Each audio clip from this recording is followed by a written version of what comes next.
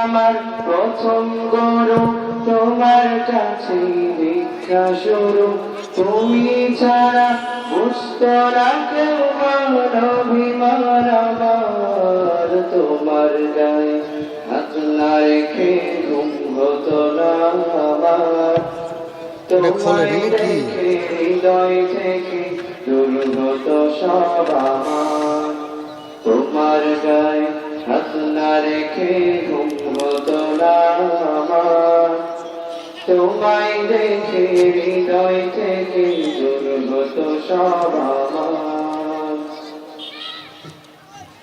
আমায় নিয়ে আমার বাবার স্বপ্ন ছিল বড়, বলেছিলেন জীবনটাকে ফুলের মতন গড়।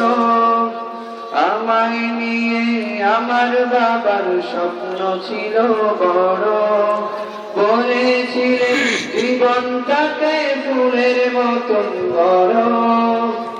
বাবা তোমার স্পর্শ আমার করলো মানুষ সেই জামানায়। বাবা তোমার স্পর্শ আমায় করলো মানুষ সেই জামানায়। এখন আমার দিন কেটে যায় অভাব শুধু তোমার।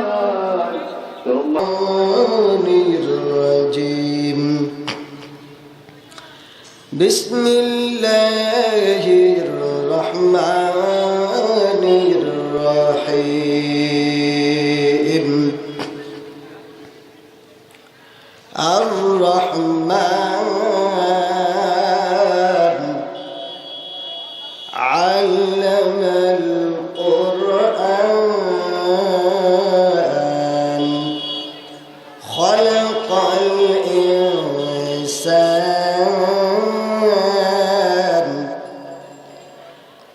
আল্লামাহুল বায়ান।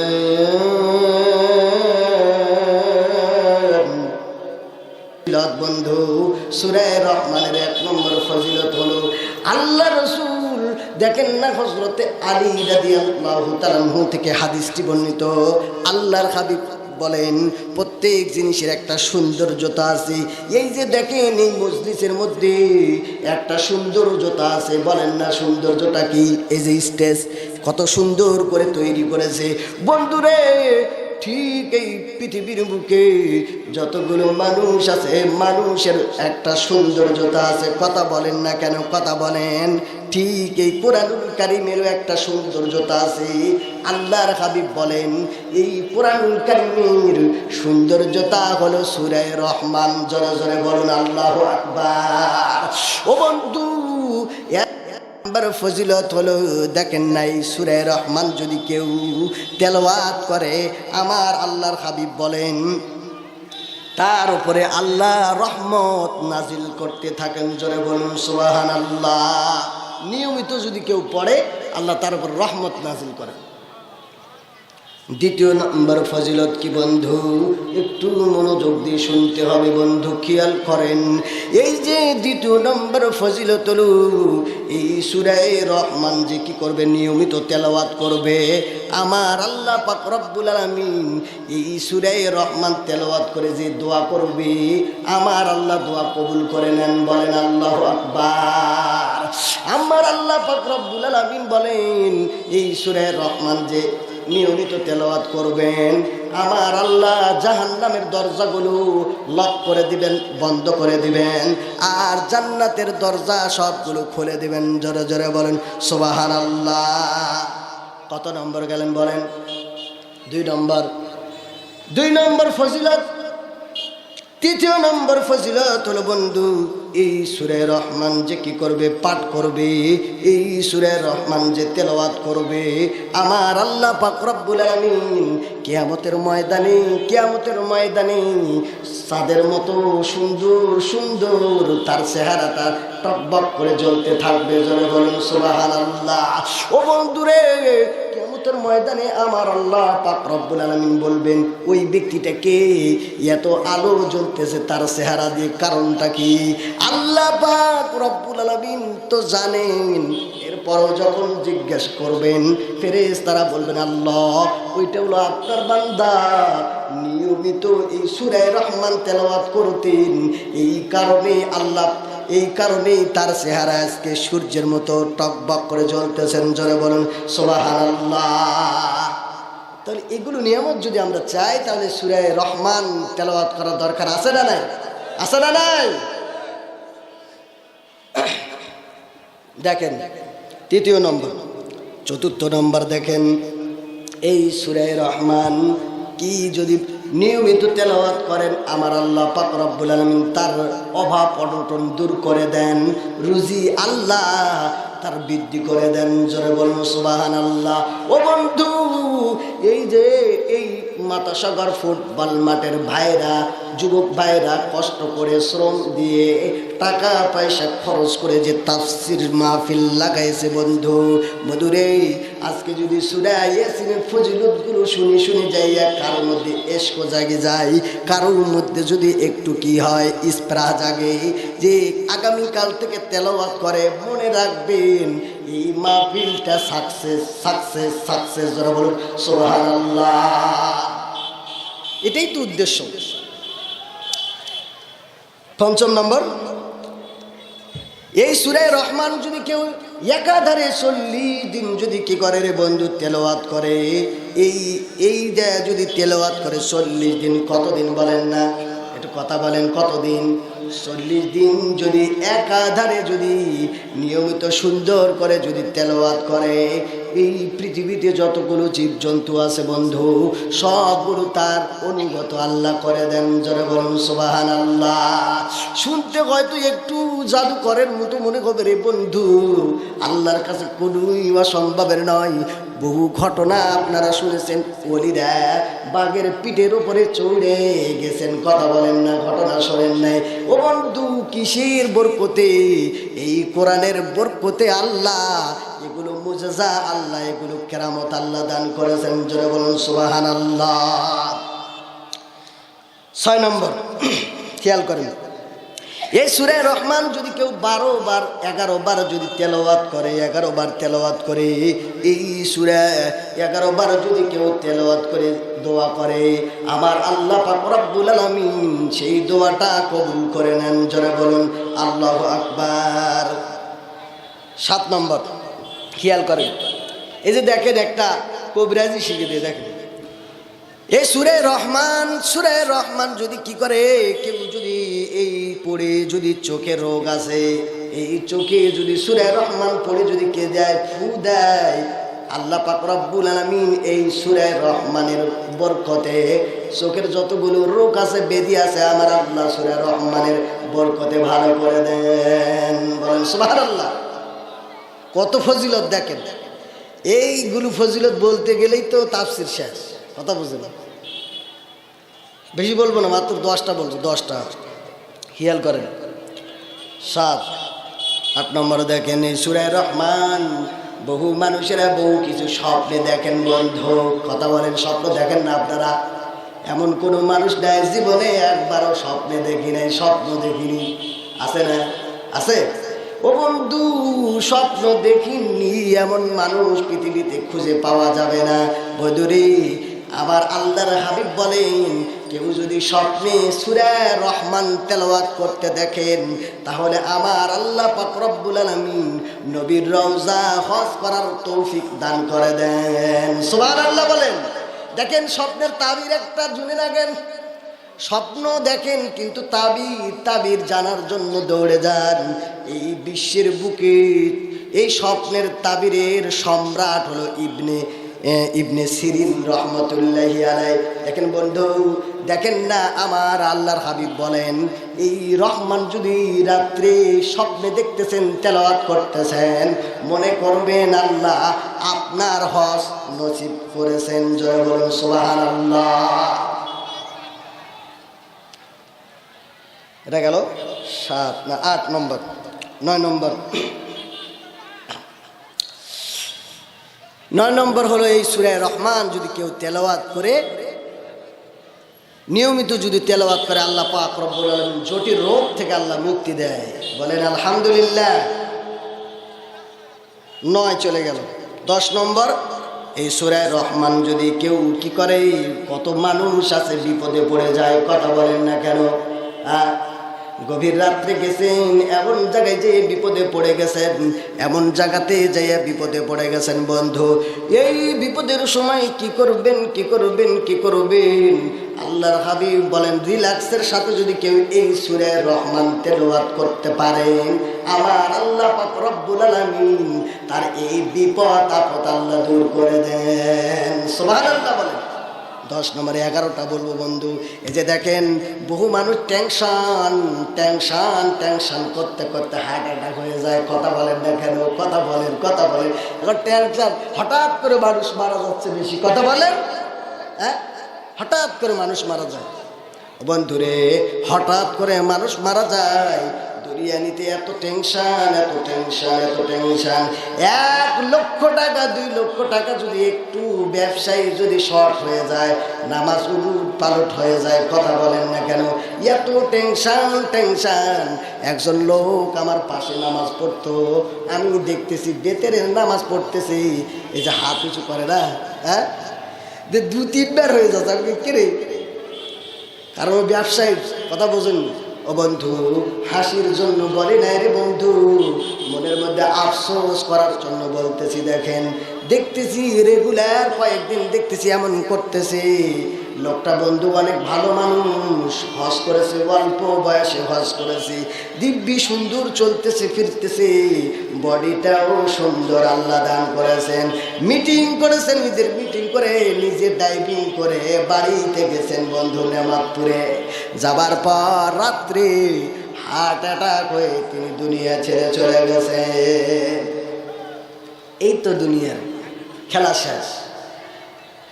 আয়ু কতক্ষণ কার এখানে কে বলো জানে?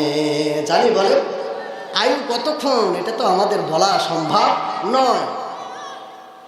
আপনি ইন্ডিয়া যাবেন, আপনি সৌদি আরব যাবেন, ভিসার মেয়াদ আছে, কিন্তু যে ওই যে আপনি মার পেট থেকে কতদিন ভিসা দিয়ে আসছেন খবর নেই, খবর নেই, কথা বলেন না কেন? কথা বলেন, কথা বলেন। মেয়াদটা কতটুকু আপনি আমার জানা নাই। এই জন্য ভাই আমি বিশেষ করে বলবো, আল্লাহর হাবিব বলতেছেন যে বেশি বেশি টেনশন করেন, রিল্যাক্স হয়ে একটু সূরা রহমান যদি তেলাওয়াত করতে পারেন, সূরা রহমানের বরকতে আমার আল্লাহ টেনশন মুক্ত করে দেন। সুবহানাল্লাহ বলেন। বাস, আমি আর বলবো না, এই কথাই শেষ। এখন চলে যাব দ্বিতীয় আলোচনা, হলো আমাদের এই সূরা রহমান সেটিং করলেন কিভাবে, কথা বলছেন? এর আগের সূরা কি, এর আগের সূরা কি, এখানে সেটিং করলেন কেন? কারণ আছে না নেই? কথা বলেন, কারণ আছে না নেই? ও আমরা তো খালি লাইনি মজদুর কিসনে শুনতে ভালো লাগে, কথা বলেন না। এগুলো তাফসির, তাফসির এভাবেই ক্লাস করেছেন আমাদের, খেয়াল করেন, দেখেন, এভাবেই হুবাহু এভাবে আমাদের হুজুররা ঢাকাতে ক্লাস করেছেন, তাফসির ক্লাস, কথা বোঝেন? এই যে তাফসিরটা যে লাগাইছেন, এমনি এমনি নাম দিয়েছেন তাফসিরুল কোরআন মাহফিল। না, তাফসির করতে হবে, বলেন, খেয়াল করেন, দেখেন। তাহলে সেটিং কেন করলেন এখানে? তার আগের সূরা কি? সূরা কমার। সূরার নাম কি একটু কথা বলেন, সবাই বলেন। সূরা কমার কি সূরা? সূরা কমার। আর এই সূরা রহমান। কেন এই দুটা সূরা এই জায়গাতে সেটিং করলেন, কারণটা কি? ও বন্ধু, আল্লামা ফখরুদ্দিন রাজি রহমতুল্লাহি আলাইহি তার তাফসিরের কিতাবের মধ্যে লেখেন, ও বন্ধুরে, এই সূরা কমারের মধ্যে আমার আল্লাহ পাক রব্বুল আলামিন এই সূরার মধ্যে আল্লাহ কি করেছেন? আল্লাহর অবাধ্য বান্দাদের জন্য শাস্তির ঘোষণা করেছেন, শাস্তির কথা বলেছেন। আর এই সূরা রহমানের মধ্যে আল্লাহ পাক রব্বুল আলামিন এর নিয়ামতের বর্ণনা দিয়েছেন। জোরে জোরে বলুন সুবহানাল্লাহ। এখন আপনারা বলবেন, হুজুর, দুইটা বিপরীত জিনিসে কেমন করে সেটিং করলেন, কেমন করে এটা সেটিং হলো? সেটিং তো হলো না, এটা একটা বিপরীত জিনিস, শাস্তি, আর একটা হলো নিয়ামত। আল্লাহর গজব আর একটা নিয়ামত, সেটা তো বিপরীত জিনিস কেমন করে সেটিং হলো খেয়াল করেন বন্ধু। ফখরুদ্দিন রাজি রহমতুল্লাহি আলাইহি বলতেছেন, এই যে কলবের মধ্যে যদি কি করেন, দুইটা বিপরীতমুখী জিনিস যদি কলবের মধ্যে স্থান করতে পারে, তাহলে সেই হয় তাকমারুল ঈমান। বলেন আল্লাহু আকবার। দুইটা বিপরীতমুখী জিনিস যদি এই কলবের মধ্যে জায়গা দিতে পারে, তাহলে তার ঈমান পরিপূর্ণ হয়। সুবহানাল্লাহ বলেন। কি জিনিস কি জিনিস কি জিনিস জানার দরকার আছে না নাই বন্ধুরে? এক নম্বর হলো ওই কবরের মধ্যে আছে শাস্তির ভয়, শাস্তি, আল্লাহর গজবের ভয় আমাদের অন্তরে থাকতে হবে। এইটার জায়গা আমাদের অন্তরে দিতে হবে বন্ধুরে। আর সূরা রহমানের মধ্যে আছে নিয়ামত, অর্থাৎ আশা, আল্লাহর নিয়ামতের আশাও আমাদের এই কলবে জায়গা দিতে হবে। যেই ব্যক্তি এই দুইটা জিনিসকে কলবে স্থান দিল, জায়গা দিল, সেই হলো মুমিন, পরিপূর্ণ মুমিন। জোরে বলুন সুবহানাল্লাহ। বলবেন হুজুর কেমন করে? দেখেন, খেয়াল করেন ও বন্ধু।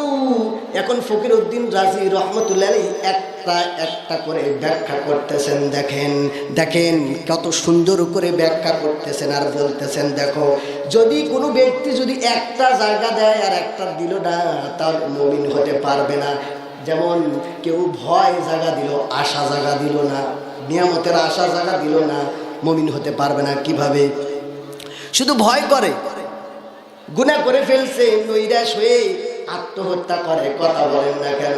কিছুদিন আগে আপনারা শুনেছেন একজন নায়কের শ্বশুর, সে সুসাইড করেছে। কথা বলেন না কেন? কথা বলেন, কথা বলেন। তার আশা নাই, নৈরাশ হয়ে গেছে। কথা বলেন। এজন্য বন্ধুরে, ঈমান যদি পরিপূর্ণ হতে হয়, তাহলে তাকে কি করতে হবে? দুইটা জায়গা দিতে হবে। দেখেন, ভয় জায়গা দিল না, শুধু নিয়ামতের আশা। কি আল্লাহর দয়ার কি করলো? জায়গা দিল, আর ভয়ের জায়গা দিল না। তাহলে কি হবে? সমস্যা কি? তাহলে সমস্যা হলো, সে মনে করবে আল্লাহ তো দয়াবান, অত্যন্ত দয়ালু, আমি গুনাহ করলে আল্লাহ মাফ করে দিবে। সে লাগামহীনভাবে গুনাহ করে যাবে। কথা বলেন না কেন? কথা বলেন, কথা বলেন। কারণ একটা জায়গা দিছে আর একটা দেয়নি। আল্লাহ তো মহান, আল্লাহ তো দয়াবান, আল্লাহ তো অত্যন্ত দয়াশীল, আল্লাহ মাফ করে দিবে। দিব্যি গুনাহ করে যাচ্ছে লাগামহীনভাবে। তো এই জন্য বন্ধু, একটার জায়গা দিলে হবে না, দুইটার যখন এই কলবে জায়গা দিবেন, ভয় আর আশা, তখনই মানুষ তাকমারুল ঈমান হয়ে যাবে। জোরে বলুন সুবহানাল্লাহ। वाज तो सुनते ही लेकिन घर अमल करते नहीं, घर अमल करते तो हम पर दिन बुरी आती नहीं। वाज तो सुनते ही लेकिन घर अमल करते नहीं, घर अमल करते तो हम पर दिन बुरी आती नहीं। हम मुसलमान ही मगर मैं मुसलमानी नहीं, हम मुसलमान ही मगर मैं मुसलमानी नहीं।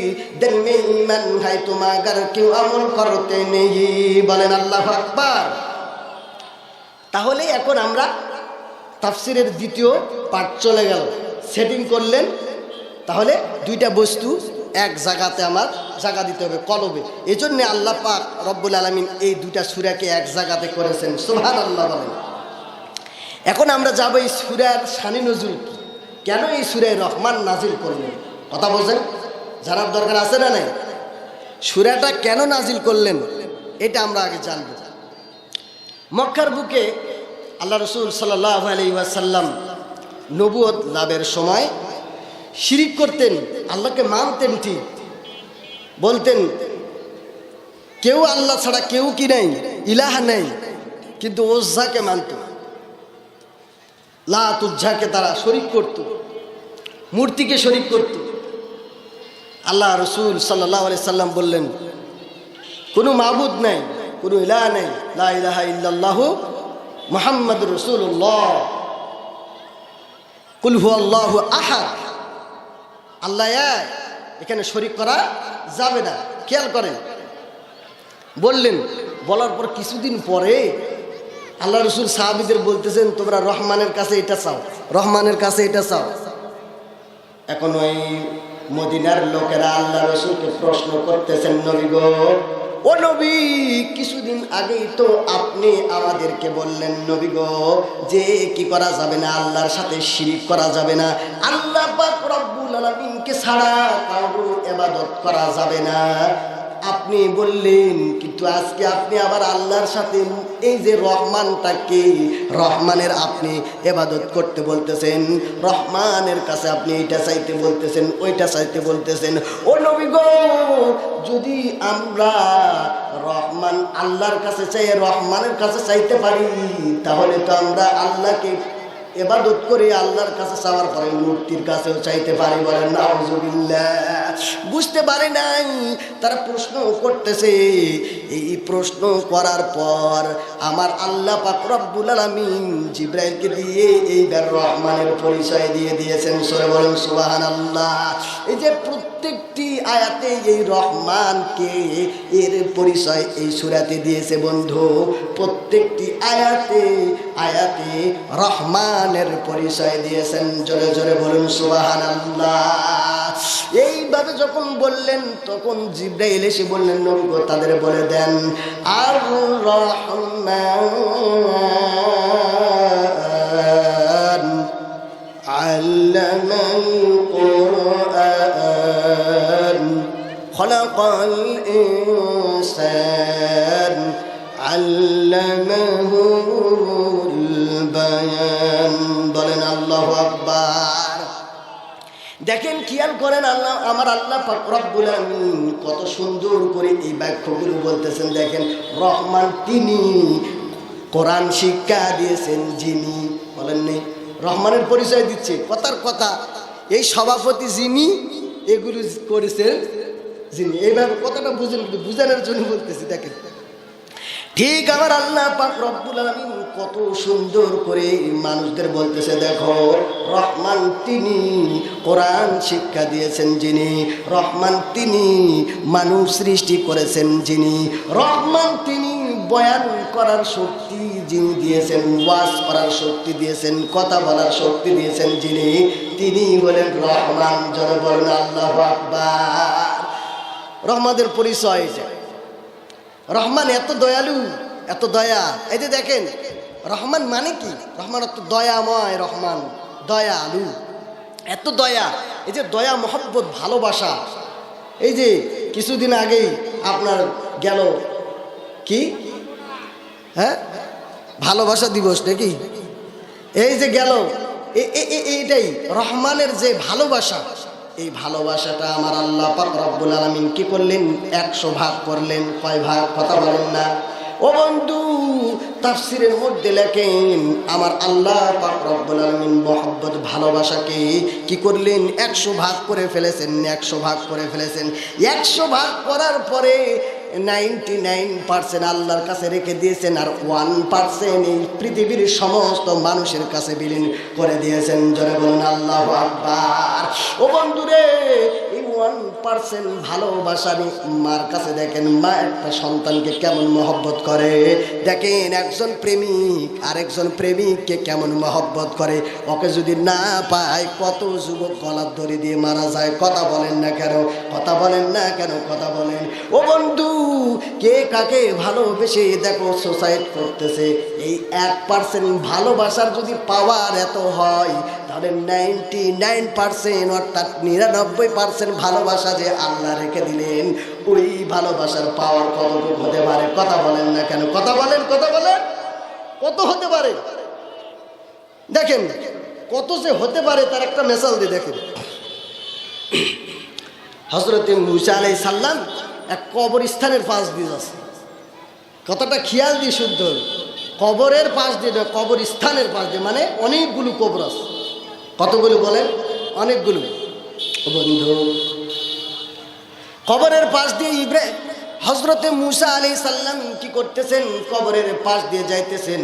আবার আল্লাহ পাক রব্বুল আলামিন এই মুসা আলাইহিস সালামের বসিরতকে আল্লাহ খুলে দিয়েছেন। এই মুসা আলাইহিস সালামের বসিরত যখন আমার আল্লাহ পাক রব্বুল আলামিন খুলে দিলেন রে বন্ধু, আর এই মুসা আলাইহিস সালাম এই চক্ষু দিয়ে সমস্ত কবর দেখতে পাচ্ছেন, কি অবস্থায় আছে দেখতেছেন। 10 থেকে 12টা কবরে ধাউ ধাউ করে আগুন জ্বলতেছে। এই মুসা আলাইহিস সালাম জাগাতেই যায় নামাজ বিছাই এইবার দোয়া শুরু করে দিতেছেন। জয় বলুন সুবহানাল্লাহ। ও বন্ধু, আজকে দেখেন আমরা তো দোয়া করতে চাই না, কথা বলেন না কেন? দোয়া নিয়ে এত বাড়াবাড়ি, এত ছাড়াছাড়ি, কথা বলেন না কেন? দোয়া ছেড়ে দিয়েছি, গভীর রাত্রে উঠে উঠে কান্না করি না। আল্লাহর হাবিব বলতেছে, দেখেন, ওয়ান আলী রাদিয়াল্লাহু তাআলা আনহু قال رسول الله صلى الله عليه وسلم الدعاء سلاح المؤمنين وعماد الدين ونور السماوات والأرض رواه المسلم। জোরে বলেন আল্লাহু আকবার। ও বন্ধু, মুসলিম শরীফের হাদিস এইটা, আলী রাদিয়াল্লাহু তাআলা আনহু থেকে বর্ণিত। বন্ধু, আল্লাহর হাবিব বলেন দোয়া হলো কি? আদ-দুআউ সিলাহুল মুমিনিন, মুমিনের হাতিয়ার। জোরে জোরে বলুন সুবহানাল্লাহ। কি বলেন না? হাতিয়ার বুঝেন? হ্যাঁ, মারামারি লাগলে কি দরকার হয়? হাতিয়ার দরকার হয় না? হ্যাঁ, এই জায়গাতে মারামারি লাগলে বিভিন্ন জায়গার বিভিন্ন বন্ধু, এখানে যদি স্টেজে আসতে হয় এলেমের হাতিয়ার দরকার আছে না নাই? কথা বলেন না কেন? এলেম দরকার আছে। ও বন্ধু, এই জন্য আল্লাহর হাবিব বলেছেন মুমিনের হাতিয়ার হলো দোয়া। জোরে বলুন সুবহানাল্লাহ। এই জন্যই তো কত বলিরা গভীর রাত্রে উঠে তাহাজ্জুদ করতেন আর আল্লাহর কাছে কাঁদতেন, বলতেন পাদশাহা जुर्मे मारो दर गुजार मागुना गौरी में तो अहमर जिगर तूने कोका रियो माबदो कर दायम जुर्मे बेअंदाजा बेहद कर दायम बेगुनानक जस्ते बरमान साथी बाहुजुरी दिल न करो दम ताते बोलन अल्लाहु अकबर। গভীর রাত্রি উঠে উঠে এই আল্লাহর ওলিগুলো কান্নাকাটি করে আর বলে, আল্লাহ আমার এইটা দরকার, এইটা দরকার, এইটা দরকার, আল্লাহ আমার হাজতগুলো পূর্ণ করে দেন। সুবহানাল্লাহ বলেন। ও বন্ধু দেখেন না, এই জন্য তো আল্লাহ রসুল বলতেছেন সিলাহু আদ-দুআউ সিলাহুল মুমিনিন ওয়া ইমাদুদ্দিন। আর দোয়া হলো কি? এই দিনের খুঁটি। জোরে বলুন সুবহানাল্লাহ। দেখেন না, এখানে যে স্টেজ তৈরি করেছেন রে বন্ধু, কতগুলো খুঁটি লাগাইছেন। কারণ কি? এই খুঁটিগুলো দিয়ে এগুলো কি করে রাখছে? এভাবে খাড়া করে রাখছে। কথা বলেন না কেন? কথা বলেন না কেন? কথা বলেন। এই যে খাড়া করে রাখছেন, যদি কি করে ফেলে খুঁটিগুলো ভেঙে যায় বা পড়ে যায়, তাহলে কি করবে? স্টেজ থাকবে নাকি? থাকবে? এইগুলো থাকবে, সামিয়ানা থাকবে, সবগুলো পড়ে যাবে। এই জন্যই আল্লাহর হাবিব বলেছেন ওয়া ইমাদুদ্দিন, দোয়া হলো দিনের খুঁটি। ওয়া নূরুস সামাওয়াতি ওয়াল আরদ, আর এই যে কি নূরুস সামা, দোয়া হলো আসমানের নূর, জমিনের নূর। জোরে বলুন সুবহানাল্লাহ। দোয়া করার দরকার আছে না নাই? আছে না নাই?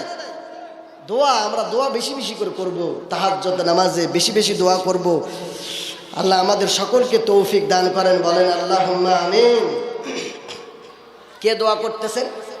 হযরতে মুসা আলাইহিস সালাম দেখতেছেন কবরের গুলো কি হইতেছে রে বন্ধু, শাস্তি হইতেছে। কবরের আগুনগুলো ধাউ ধাউ করে জ্বলতেছেন।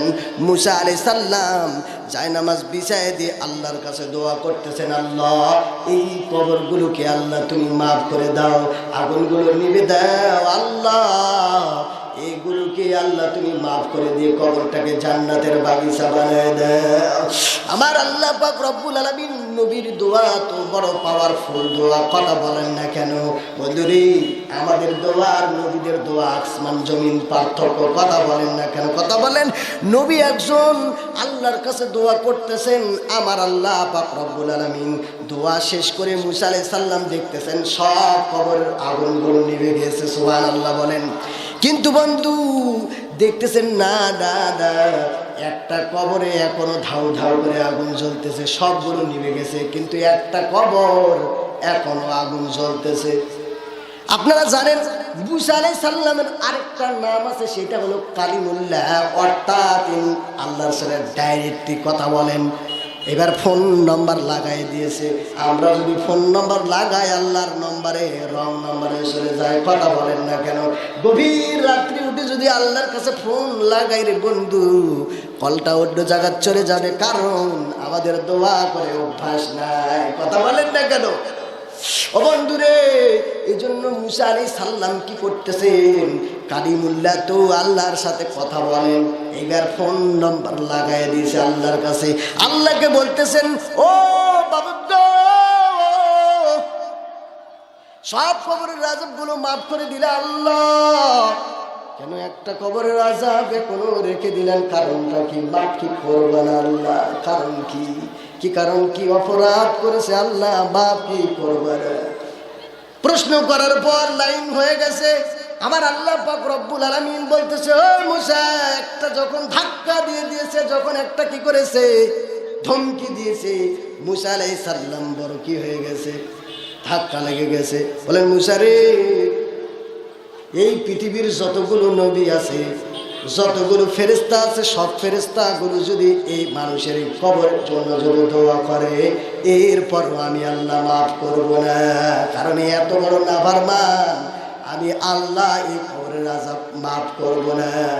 যায় নামাজটা গুছাইলে মুসা আলাইহিস সালাম বিদায়, একটা ধাপ কি খাইছে। দেখেন বন্ধু, খেয়াল করেন, এই মুসা আলাইহিস সালাম 6 মাস পর এই রাস্তা দিয়ে যাইতেছে, আবার আইসি এটি খেয়াল করেন, 6 মাস পর এই রাস্তা দিয়ে আবার ওই মুসা আলাইহিস সালাম যাইতেছেন।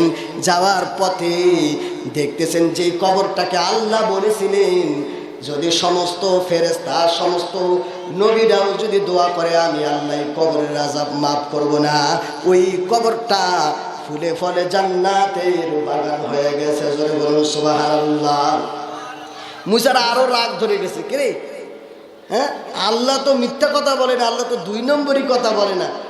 আল্লাহ 6 মাস আগে বললো যে এই কবরের আযাব আমি সমস্ত ফেরেশতা, সমস্ত নবীরা যদি এসে দোয়া করে, আমি আল্লাহ মাফ করব না। কিন্তু আজকে 6 মাস পর আইসে আবার দেখতেছি ওই কবরটায় জান্নাতের বাগান হয়ে গেল। আল্লাহ তো 2 নম্বর কথা বলে না, কারণ কি? আবার ফোন লাগাইছে আল্লাহর কাছে। এবার দেখেন, কালিমুল্লাহ তো মুসা আলাইহিস সালাম আল্লাহর সাথে কথা বলে, আল্লাহর সাথে ফোনে কথা লাগায়, ও মাবুদ গো, 6 মাস আগে আমি এই কবরের কাছে দোয়া করলাম, আল্লাহ আপনাকে বললাম, আল্লাহ এই কবরের আযাব মাফ করে দেন। আপনি বললেন সমস্ত ফেরেশতা, সমস্ত নবীরাও যদি দোয়া করে, আমি আল্লাহ এই কবরের আযাব মাফ করব না। কিন্তু আজকে আবার কি কারণে আপনি কবরটাকে জান্নাতের বাগান বানায় দিলেন?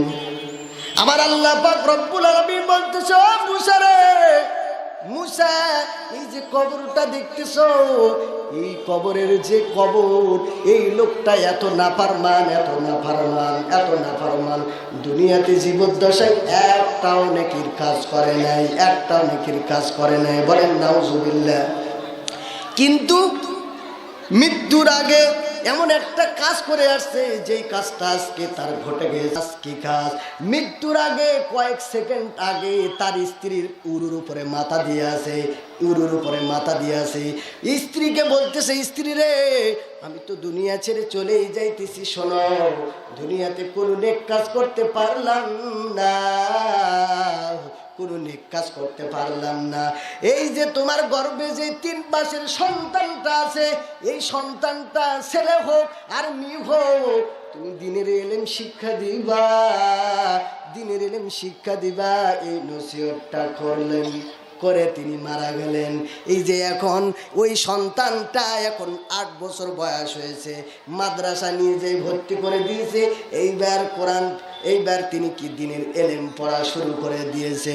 দিনের ইলম যখন পড়া শুরু করে দিয়েছেন, তখন আল্লাহ পাক রব্বুল আলামিন, দেখেন বন্ধু, আমি আল্লাহ পাক রব্বুল আলামিন রহমান নামের ইজ্জত রক্ষার্থে কবরের আযাব আমি আল্লাহ মাফ করে দিলাম। কারণ আমার কাছে তো 99% ভালোবাসা আছে। দেখেন, কোনো সন্তান যদি যতই অপরাধ করো, মার সামনে যদি কাঠ খটা করে আগুনে জ্বালাতে যায়, বলেন দিবে? হ্যাঁ, বলে যতই না দেখ এরপরও আগুনে জ্বালায় না। তাহলে 1% ভালোবাসার যদি এতটুকু পাওয়ার হয় রে বন্ধু, তাহলে ওই আল্লাহ পাক রব্বুল আলামিন যার কাছে 99% ভালোবাসা আছে, ওই আল্লাহ পাক রব্বুল আলামিন কিভাবে এই রহমানের নামের বরকতে ওই কবরের আযাব আমি আল্লাহ মাফ করে দিলাম। জোরে বলুন সুবহানাল্লাহ। এই তো রহমান, এই জন্যই তো বলছে আর রহমান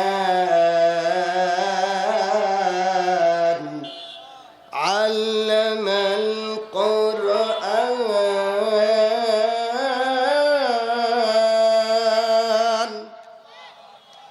খালাকাল ইনসান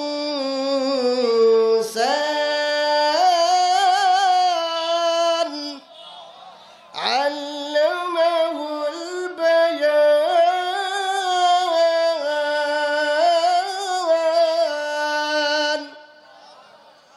ইনি হলেন রহমান। ওঠে যেমন ঝড় তেমন খোদার বাগানে, আয়ু কতক্ষণ কার এখানে কে বলো জানে। ফুল ফোটে যেমন ঝড় তেমন খোদার বাগানে, আয়ু কতক্ষণ কার এখানে কে বলো জানে। আয়ু কতক্ষণ কার এখানে কে বলো জানে। তাই থাকতে ছোমা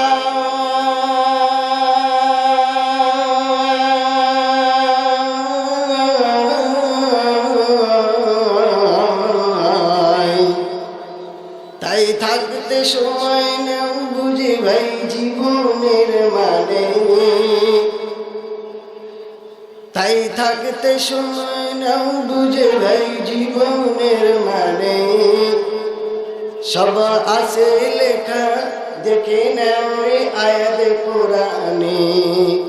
সব আছে লেখা দেখে নাও আয়াত কোরআনে। ফুল ফোটে যেমন ঝড় তেমন খোদার বাগানে, আয়ু কতক্ষণ কার এখানে কে বলো জানে। আয়ু কতক্ষণ কার এখানে কে বলো জানে। তাই থাকতে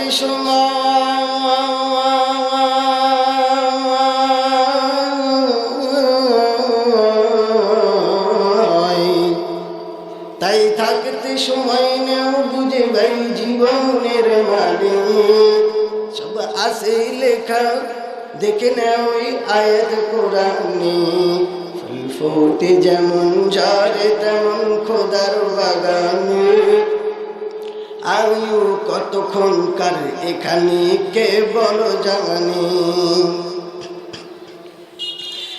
এই দুনিয়াতে তুমি যতই করো আমার আমার, চোখ বুঝে দেখো লাগবে তোমায় শুধু যে আধার।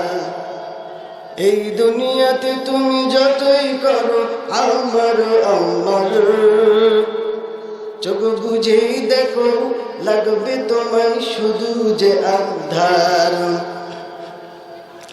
যাদের প্রেমিতে তুমি গো আজ ভুলেই দেওয়ানা,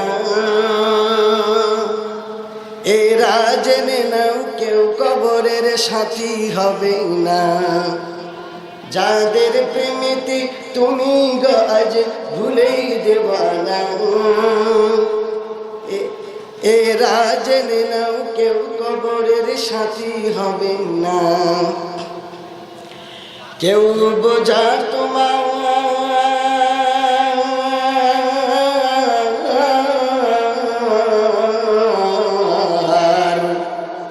কেউ বোঝা তোমার নিবে না ওই হাসুর ময়দানে। কেউ বোঝা তোমার নিবে না ওই হাসুর ময়দানে। কি আমল তুমি করছো যাবে সেখানে। ফুল ফোটে যেমন ঝড় তেমন খোদার বাগানে, আয়ু কতক্ষণ কার এখানে কে বলো জানে, আয়ু কতক্ষণ কার এখানে কে বলো জানে। তাই থাকতে সময়,